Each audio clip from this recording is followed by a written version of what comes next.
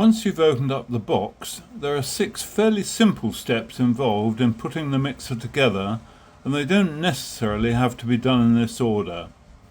1. Assemble the drum. 2. Build the frame. 3. Attach the wheels. 4. Fit the drum to the frame.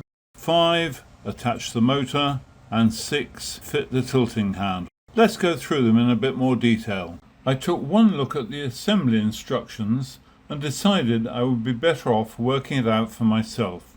I began by placing the rubber gasket in place. The bolts are a close fit and will hold it in position. The drum is the most confusing bit to assemble because the 2 halves can be fitted in a number of different configurations, only one of which is correct. On some models I've seen helpful arrow stickers to be aligned, but these were not present on mine. To get this right, step 1 is to fit the paddles to the base of the drum as shown here. Then, when you come to join the top to the bottom, make sure the paddle holes drilled in the top are approximately at right angles to the paddle bolts in the base. Once you've got that right, secure the paddles to the top part of the drum, then proceed to bolt the 2 halves together using the nuts, bolts and washers supplied. As you tighten, it's an idea to push the black rubber sealing gasket into place. The frame assembly is easy. Take the U-shaped main frame and bolt it to the wheel axle at one end and the handle bracket at the other. Some of the joints are a tight fit and need a bit of persuasion. You can use the screwdriver to line up the bolt holes. Next, fit the wheels. Attach one washer to the axle, followed by the wheel and then another washer. I found it best to insert the split pin from underneath, then spread the ends with a pair of pliers.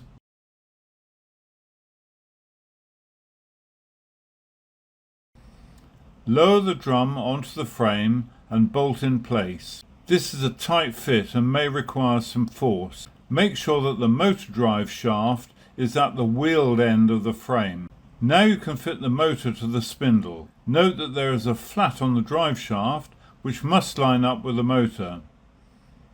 2 bolts attach the motor to the frame and a further 2 secure the lower bracket in place. The bracket goes this way around.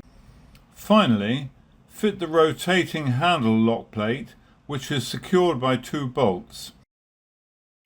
Then pop the spring into the handle and bolt the handle in place.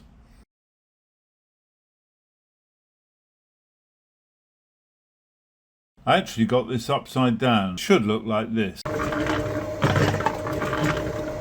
The mixer is very easy to use.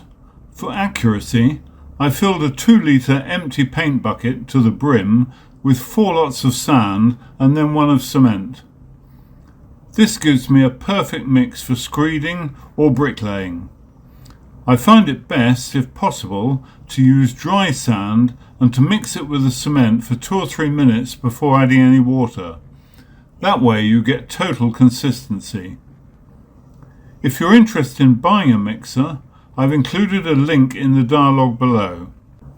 I have no connection with the supplier other than having purchased their product, but I will make a commission from Amazon if you buy, and that will help me do more similar projects. Thank you. If you found this video helpful, please subscribe and hit the like button. I'm planning to do more.